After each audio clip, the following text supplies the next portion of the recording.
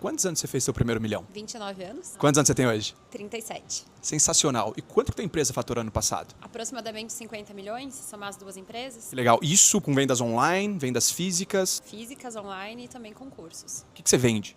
Até então, brechó, roupas usadas, conectando quem quer comprar e quem quer vender, roupas usadas de qualidade. E agora também conhecimento. Legal. E sobre essa empresa de brechó online que conquistou o Brasil, como é que você teve a ideia para começar? Foi muita pesquisa fora. Eu me apaixonei pelos números de impacto. Na verdade, eu me decepcionei com os números de impacto da indústria da moda e com os números de possibilidade de gerar impacto positivo através da moda circular, reaproveitando aquilo que já existe. Tem número que os especialistas apontam que existem roupas prontas para os próximos 200 anos. Uau! Então, decidi trabalhar em cima disso e reduzir esse tamanho de impacto, que todo ano novas coleções são produzidas. Sensacional. Quanto que você teve que investir para começar? O primeiro investimento próprio foi de R$100 mil para criar a plataforma, que é própria. Vocês começaram 100% online. 100% online e ainda sem objetivo de entrar no offline, porque a gente queria escala. A ideia era processar mais de 100 mil peças por dia. A gente não chegou nisso, chegou em 30 mil peças por mês, mas já foi suficiente para criar um barulho bem bom no Brasil. Sensacional. Qual que era teu sonho como empreendedora no início? Sempre foi gerar impacto, mas no meio do caminho eu entendi que para gerar impacto eu tinha que gerar uma boa receita, empregar muita gente, então gerar impacto socioeconômico também. Mas além de gerar impacto ambiental, seria também ter a sustentabilidade financeira e ter a minha independência financeira a partir do meu sonho e do meu propósito. Isso tem que ter, né? E o que você trabalhava antes de começar a empreender? Eu nunca vi carteira de trabalho. Eu era advogada, eu tinha um escritório de direito tributário. Inclusive, o meu negócio vem muito de um negócio que vale a pena por conta do direito tributário. Então, ele foi todo estruturado. Eu não tenho estoque, a tributação era de intermediação, mas eu nunca tive carteira. Então, sempre fui autônoma ou empreguei pessoas, assim, uma empreendedora, né? Mas as pessoas acharam você um pouco maluca de empreender, largar o direito, um diploma, a área tributária que dá dinheiro para empreender? Completamente maluca. Ninguém entendeu, nem mesmo a minha família, porque eu era advogada, eu já tinha 3 especializações, eu fui para os Estados Unidos para fazer um mestrado e eu fui aprovada com bolsa. Então, quando eu cheguei lá, eu só liguei para casa para avisar umas 2, 3 semanas depois que eu não ia fazer mais o mestrado, que eu tinha ido para Boston para fazer e que eu ia estudar marketing na Harvard. Ninguém entendeu nada. Quando eu voltei dizendo que abri um brechó, entenderam menos ainda. Sensacional, sensacional. Você tinha medo de não dar certo? Eu não sei se medo é a palavra. Acho que frio na barriga a gente sempre tem, porque a gente não consegue fazer uma previsão do futuro e ter muita certeza do que vai acontecer. Mas o medo, esse frio na barriga era algo que me impulsionava. E eu sabia que não importava o que eu fosse fazer, eu ia fazer muito bem feito a ponto de ser suficiente para cobrir meus sonhos. Então, o trabalho duro, ele traz retorno, independente do que você está fazendo, né? Se você se dedica, dá retorno. A gente brincava, nem que a gente tenha uma loja de brechó e que não seja a grande plataforma, que a gente nunca considerou isso, mas a gente vai fazer com que isso seja a melhor de todas, né? Mas sabe quando parece que você encontra teu caminho e você sabe que aquilo vai dar certo e trabalha todo dia para dar certo e faz todo mundo acreditar em volta e vai criando uma comunidade de loucos que acreditam junto? Sim. Então foi isso que aconteceu, porque foi muito rápido, né? A história da troca foi um foguete. Nessa jornada empreendedora, nesses anos empreendendo, qual que você considera teu maior aprendizado? Eu acho que é saber onde eu quero chegar, que a partir daí você cria um plano sólido, né? Não adianta você sair correndo, enlouquecido, sem ter uma meta, sem ter um objetivo. Eu sabia, eu queria ser o maior do Brasil, queria ter o mais reconhecido, então até na hora de aceitar ou não aceitar uma aquisição, um investimento, saber se faz sentido ou não, saber falar não, quando tem que falar não para várias oportunidades que podem surgir, fazer escolhas das batalhas, porque são várias batalhas, e ter um objetivo claro, saber, eu tô aqui, eu quero chegar lá, foi assim, o melhor que eu pude fazer. Sensacional. Eu sempre falo que tão importante quanto lutar é escolher quais brigas lutar. O empreendedor tem que ter foco. É muito fácil a gente dissipar a nossa energia, aí a gente fica pelo caminho. E você tocou numa palavra que eu queria fazer algumas perguntas para você sobre venda de empresa. Quando você começou a empreender, você já pensava ou sonhava em um dia vender a tua empresa? Comecei junto com meu marido, né? Para mim, a troca sempre foi propósito muito forte e para ele sempre foi negócio. Então, a gente é a combinação ideal. Perfeito. Eu me tornei negócio também, né? Não tem como, não. Mas eu, quando recebi essa proposta de venda, para mim foi uma ofensa num primeiro momento. Porque a troca para mim é um filho. Eu não tinha pensado em vender. Mas que ano que foi isso? Novembro de 2020, então o ano de pandemia, mas já era, né, um momento em que estava todo mundo aí olhando para novos negócios e tal. Como é que virou a chave da ofensa para algo interessante de se realizar? A gente já era investido de Venture Capital e até de um CVC, que era da reserva, mas eles eram muito colaborativos, né? A gente é um conselho consultivo. Então a reserva já investiu em vocês. Já. Que legal. Em 2019, o Rony mandou uma mensagem. Super fã Quem do que Rony, tá por super trás? valorizado. Somos, né? Somos fãs. Ele, meu eterno sócio, a gente sempre vai ser sócio. Ele mandou uma mensagem, falou, quem que tá por trás desse negócio? Porque eu quero conhecer e tô procurando esse modelo de negócio. Uma semana depois, estava apertando a mão já Que e legal. fechando o negócio. Junto com mais um fundo de investimento, a Honey Island, né? Que é aqui do Ebanks. Mas, assim, a virada de chave foi quando eu entendi que, mais do que o dinheiro que eu poderia ter de qualquer fundo, ter um grande grupo junto comigo me ajudaria no meu propósito. Então, o negócio, que era a mentalidade de negócio, me ajudaria no propósito, que realmente sempre foi o que me moveria, né? O que me moveu. Impacto. Como que eu vou chegar com impacto maior? Tendo um grande grupo junto comigo. Então, essa foi a minha tomada de decisão, pensando que eu chegaria em lugares talvez inimagináveis e, de fato, né? Um grupo desse tamanho, hoje maior da América Latina, tem um potencial muito grande. Perfeito. Qual que é a tua posição hoje? Até hoje, CEO, desde 2020. Está saindo da posição de CEO hoje é o último dia. Meu Gente, olha último que dia. privilégio que a gente está tendo de entrevistar a Luana no último dia de troque. Vou dizer que não está sendo fácil, né? Imagina. Eu falei aqui nos bastidores, não é fácil, a troca é um filho para mim, mas a gente sabe que as decisões difíceis também têm que ser tomadas. Tomei inúmeras aí nesses últimos 9 anos e chegou o momento. Eu anunciei no começo do mês, a gente alinhou e eu tô de saída da operação agora. Então você está oficialmente se aposentando, Luana? Claro que não. Aposentando. Eu vou tirar um sabático de um mês, 30 dias exatos. Vou Aposentadoria de um mês, tá super justo. Vou dar uma descansada, organizar a cabeça. Eu prego muito isso também, acertar o caminho para onde que você quer ir. Eu acho que eu tô muito focada em troca, eu sou muito focada no que eu tô fazendo. Eu quero pegar 30 dias para agora entender onde que vai ser minha nova meta, né? Saber para onde que eu quero correr para não sair correndo. São muitas oportunidades batendo na porta o tempo inteiro. Ontem eu fiz sei lá quantos cafés, até o final do dia. Muita gente quer fazer café para trocar ideia e apresentar alguns projetos. Mas eu quero assentar, sabe? Quando mexe assim o copo com a poeira, eu quero assentar, deixar a água cristalina e saber para onde que eu vou agora. E se é que eu vou, mas eu já tenho Pons, né?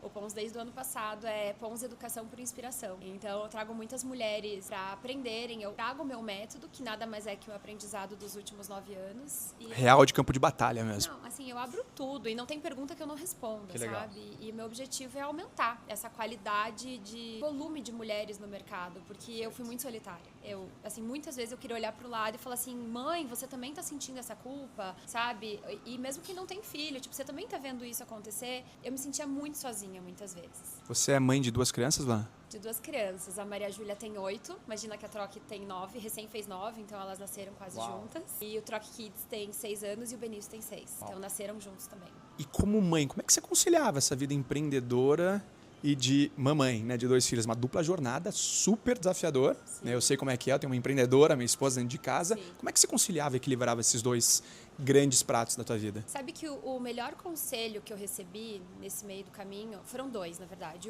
Não abra mão da tua vida pessoal em prol da profissional, para você não sobrecarregar uma ou outra e falar assim, eu abri mão e essa empresa deu certo ou não deu certo. E ao contrário também, não culpe seus filhos por não ter empreendido ou feito tua vida profissional acontecer. Então eu sempre busquei realizar essas minhas 2 personas, né, que é uma só no final das contas. Eu vou te dizer assim que toda vez que falam que existe equilíbrio, é mentira. Então, o segundo melhor conselho, além de falar assim, vá para sua vida pessoal e profissional independente, é não tente encontrar um equilíbrio, é um desequilíbrio consciente. Então, às vezes eu tava mais em casa e daí o pratinho da empresa tava precisando de mim, daí eu ia mais pra empresa e o pratinho de casa tava precisando de mim. E quando a gente fala isso, parece que liberta. Você fala, tá, essa semana eu não tô tão presente em casa, mas na outra semana eu vou estar e a empresa vai entender. Então, eu fui fazendo aquele equilíbrio numa balança. A perfeição acaba sendo paralisante, né? A gente precisa pensar que a gente precisa agir, precisa fazer o nosso melhor e entender que a gente vai equilibrar na nossa vida, no nosso dia a dia, com a nossa casa, com a nossa família. Sensacional. É uma pessoa só, né? É uma pessoa só. Outra curiosidade, qual foi o pior conselho que você recebeu, se aplicando na tua jornada empreendedora? Eu tive alguns, porque trabalhar em negócio não consolidado, imagina, né? Assim, as pessoas desde sempre achavam que eu tava maluca de abrir um brechó e pensar no brechó em escala, e o brechó ainda... ele tem muitos paradigmas no Brasil. E eu ouvi muitas vezes assim, tentou 1, 2, 3 vezes não deu certo, desiste. Eu ouvi muitas vezes isso, desiste, vamos fechar a troca, né? Alguns investidores anjos até no começo, não, vamos fechar. Eu ouvi isso também na jornada da Conquer, algumas vezes. Assim, já tentou 1, 2, 3 vezes, para de arriscar. Só que a gente tem o feeling, a gente tem o plano de negócio, a gente tem clareza do que vai fazer. Eu lembro que eu e meu marido, a gente falava, principalmente no primeiro ano de troque, cresceu muito rápido, mas até daquela virada de chave, a gente falou que a gente usava um cabresto, assim, muita gente falava e parem, desistam. Eu tava tendo a minha primeira filha. Imagina, a minha filha nasceu em maio de 2016. A Troc entrou só no mercado em dezembro. Então, assim, não tinha receita, né? Era só o dinheiro que a gente já tinha guardado da vida nova, porque a gente tinha 20 e poucos anos. E muita gente falava, vocês estão malucos, vocês têm uma família agora, vocês não podem fazer. Era muita gente que não acreditava, porque eu acho que no Brasil a gente tem muito disso. As pessoas desacreditam de negócios inovadores. E daí a gente vai pra fora, bebe água dessas universidades, e a gente quer mudar isso com a educação, né? Acho que a gente tem isso muito próximo. E a gente escuta, quero construir um foguete. Legal, na sala 303 estão fazendo um foguete. Vai lá que parece que eles já estão fazendo isso. Eu quero construir uma parede que desmonta e monta no mesmo dia. Parece que na sala tal também já estão pensando assim. Você é incentivado a inovar. Legal. E aqui as pessoas, eu acho que estão mais presas. Então eu sofri muito, assim, desista. Uau. A gente só ignorou. Ainda bem. Eu sempre falo que os milagres não acontecem para quem merece. Os milagres acontecem para quem não desiste. Vocês não desistiram, parabéns. A história de vocês é super inspiradora. Outra curiosidade, como empreendedora, qual que você acredita que foi o pior erro que você cometeu na tua jornada? A gente comete uns bons erros, né? Eu sempre falo que os erros sustentam o nosso sucesso. São os erros que a gente converte em aprendizados que sustentam os acertos. Então, a gente comete erro todo dia, praticamente. Vamos já trazer aqui o ensinamento da Brené Brown, que sempre fala sobre a vulnerabilidade. Bora. Quando a gente é empreendedora, a gente aprende fazendo, né? Mas eu já tinha fundado uma empresa de pneu. Mas agora você está trabalhando com roupa. Então, sempre é uma coisa diferente. A gente sempre está procurando um mercado novo. E eu acho que quando a gente começa a empreender, a gente acha que tem que saber tudo de tudo. Na verdade, a gente não sabe. E a gente quer passar essa impressão para o nosso time. Então, eu sofri muito sozinha, falando assim, eu vou te ajudar, eu vou fazer, eu sei fazer. E muitas vezes eu não sabia. E não queria procurar ajuda. E eu fui aprendendo no meio do caminho. E aí, eu acho que quando eu senti a possibilidade de ser vulnerável e falar pro meu time, eu não sei, vem comigo, eu não sei, vamos descobrir junto, foi quando, assim, foi a melhor coisa que eu fiz. Mas antes, o pior erro que eu cometi foi não abrir vulnerabilidade. E a Brené Brown fala muito disso, né? A coragem para liderar é você abrir vulnerabilidade, sentar na mesa, trazer os problemas, aceitar feedback negativo também, né? Das pessoas certas, lógico. E mais do que isso, ela fala sobre você abrir sua vulnerabilidade e ser uma força. E você aprender com a vulnerabilidade. Eu acredito nisso. Eu sempre falo que a humildade é o motor do crescimento, é o motor da inovação. Quando a gente anda de salto baixo, peito aberto, ouvido atento, a gente escuta mais, a gente aprende mais, a gente é mais forte com a opinião do nosso time. Né? Sim, e você entrega a responsabilidade para quem é responsável. Porque ser líder é solitário. Você tem que ter resposta para tudo, você tem que tomar decisões importantes, às vezes você não tem elementos para tomar decisão. E fica preocupado com a decisão que você está tomando. Então eu comecei a repassar a responsabilidade. Você é um especialista. E aí? O que você tem para me falar? Né? Vamos tomar decisão junto? Eu não vou tomar decisão sozinha. E assim, o time se uniu muito mais, todo mundo sentiu muito mais parte. Eu acho que foi um grande aprendizado, mas até eu aprender isso foi um bom tempo, né? Sensacional. Luana, uma outra curiosidade, você falou que você começou empreendendo com teu marido. A gente sabe que é um grande desafio. Eu sempre recebo a pergunta de como é que se empreende com a esposa, com o marido, enfim, como é que vocês fizeram para dar certo a relação no trabalho e em casa ao mesmo tempo? Foi muito louco. Assim, a gente estava tendo a primeira filha, todo mundo colocando todos os ovos no mesmo cesto, voltando para o Brasil. A gente tinha a possibilidade de continuar nos Estados Unidos, mas decidi voltar, empreender aqui. Ele foi meu melhor sócio, sem dúvida nenhuma. Era excelente, assim, de olhar para ele, a gente não precisava falar no meio do dia, sabe? A gente só se olhava, fazia assim e sabia o que cada um tá fazendo. 100% de confiança, né? Meu melhor amigo, meu marido e meu melhor sócio. Mas chegou um momento, numa madrugada, em que um filho chorou, eu já estava com o segundo filho. Meu filho tinha 10 dias, o segundo, mais novinho. Um chorou, a outra chorava ao mesmo tempo, porque tem 2 anos de diferença. E daí chegou um momento que no corredor de casa eu cobrei um e-mail dele e ele me respondeu e a gente se olhou e falou, não vai dar. Porque o projeto mais importante que a gente tem é o casamento, é a nossa família. E ali a gente tomou uma decisão já no dia seguinte, ele falou, eu tô saindo da Troc, você virou a alma da Troc, o espírito da Troc, e ali a gente tomou essa decisão. Mas ele nunca deixou de estar na Troc, né? Então em casa, lógico que... É o teu maior principal conselheiro. É meu maior, e até demais, porque daí no almoço de domingo ele começa a falar, ele se orgulha e ele sempre vai ser o fundador da Troc. É muito legal contar com isso, mas é desafiador, porque é 24/7. Você tem uma startup, você empreende, a gente é de coração, de corpo, para fazer dar certo, que já é muito difícil para ser intenso. 80% dos micro e pequenos empresários quebram no primeiro ano. Então, para você quebrar essa onda, superar essa primeira onda, vencer num mercado tão competitivo, você precisa ser intenso. E ele estava comigo, né? 2016 e 17. 16 a gente fez a Troc, 17 ele saiu em 18. Então ele saiu dessa primeira onda, daí foi quando eu assumi mais. Muito inspirador, parabéns. Continuando e caminhando para a reta final, Luana, eu queria que você me desse uma lição de vida que a escola não ensina. Sabe o que me preocupa nesse novo momento, e eu tento passar muito para os meus filhos? Resiliência. Eu acho que a minha geração, a tua, que deve ser próxima, eu sinto que a gente tinha mais resiliência, a gente tinha menos elementos, a gente estudava Barça e Mirador, não tinha computador ao tempo todo, informação na mão, a gente tinha que ir atrás de revista, parece que a gente era mais hustler das coisas, tinha que ir atrás, descobrir. E hoje as coisas estão muito prontas. E isso vai fazendo com que as pessoas tenham menos persistência, sabe? Então eu me preocupo, até com algumas alunas dessa nova geração, a consistência e a resiliência é necessária. E tá todo mundo esperando muito motivação. E a motivação num dia de chuva, um dia que você comeu mal na janta e acordou meio enjoado, são poucos elementos para você perder a motivação. E só a disciplina que vai te dar essa consistência, que vai fazer com que você, no final de uma jornada, você fale, não, eu fui resiliente, eu consegui aguentar essas batalhas. Isso não te ensina. Um pouco do que você vai ter que aprender por conta, você vai ter que se desenvolver por conta, e a vida vai te ensinar, então às vezes é tarde. E eu não sei como que vai ser, eu passo muito sobre isso, você acertar onde você quer chegar e no matter what, você chegar lá. Eu acho que isso é uma aula, né? Eu digo como pai, que para mim é uma grande responsabilidade ensinar isso para meus filhos, né? A resiliência, a força de perseverar, porque hoje está todo mundo querendo tudo na palma da mão. Esse é o perigo da tecnologia e do mundo que a gente está vivendo, enfim, a era digital. Foi muito legal o que você falou. Eu sempre falo para as minhas equipes, Luana, que a gente precisa ser impaciente com as nossas ações, mas paciente com o resultado. A gente precisa ser paciente com o resultado. As coisas não acontecem da noite para o dia. Mas, enfim, tem mais uma curiosidade. Se você tivesse que recomeçar do zero agora e faturar o teu primeiro milhão em um ano e tua vida dependesse disso, o que você faria?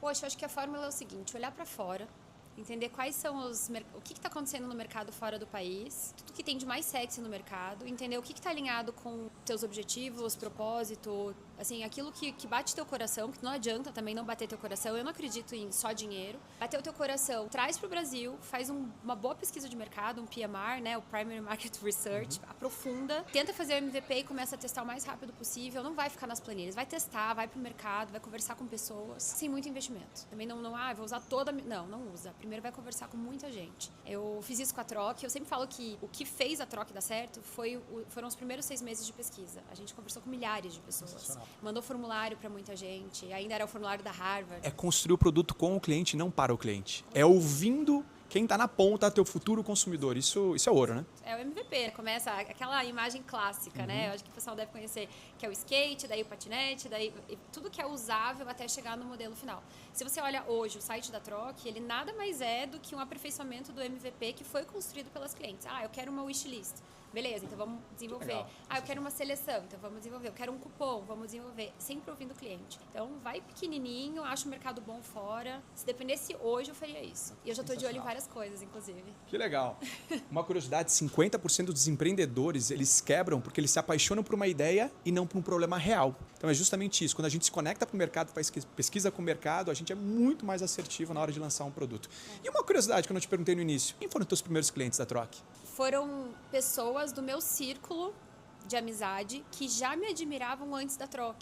Porque eu era uma advogada que já me destacava, já adorava um palco e de levantar algumas bandeiras ali da própria OAB, né, como advogada. Então eram pessoas que já me conheciam e já apostariam naquilo que eu fizesse. Se eu estivesse vendendo talvez pão, já seriam meus clientes. Então, como é importante você criar uma reputação antes de tudo. Porque qualquer começo de negócio depende de um networking, de um relacionamento, de uma imagem. Eu sempre falo, quem deixa de ser, sei lá, eu tinha uma padaria, agora eu vou virar consultora de imagem, não acho que você está indo do zero. Você nunca está indo do zero, você está fazendo uma construção de vida. Então, você tem pessoas ali que já te conhecem antes disso. Sensacional. Luana, que honra essa entrevista. Muito obrigado. Conhecer um pouquinho mais a tua história, como é que você começou, para o que você está mirando. Foi muito especial mesmo, de verdade. Tenho certeza que você inspirou todo mundo que está nos acompanhando, que sonha em empreender e mudar de vida. Eu queria que você desse uma palavra final, uma frase final, justamente para essa pessoa que está ali para dar o primeiro passo de empreender, sonhando com aquela mudança de vida, sonhando em encontrar o seu propósito. Eu não poderia ser empreendedora e não falar sonho em grande, mas trabalho em pequeno. Todo mundo começa como CEO de uma empresa. Na verdade, a gente, quando começa, serve cafezinho, vai limpar o banheiro, vai cuidar da impressora e vai principalmente atender o cliente vai ser nosso rei. Então, vamos desmistificar essa posição de CEO, porque eu estou no meu último dia de Troc aqui, mas minha equipe que está aqui sabe, eu vou organizar a roupa junto, eu vou etiquetar, e eu acho que isso é ser um líder que quer fazer resultado, sabe? É hands-on, tem que botar a mão na massa sempre. Que aula, gente. Que aula. Menos espera, mais bora. Desejo do fundo do coração que você realize os teus sonhos, corra atrás de todos os teus objetivos. Luana, muito obrigado. Baita prazer ter esse papo contigo. Ainda mais esse dia tão especial, que é o último dia que você está na troca e agora vivendo novos sonhos, novos objetivos. Parabéns.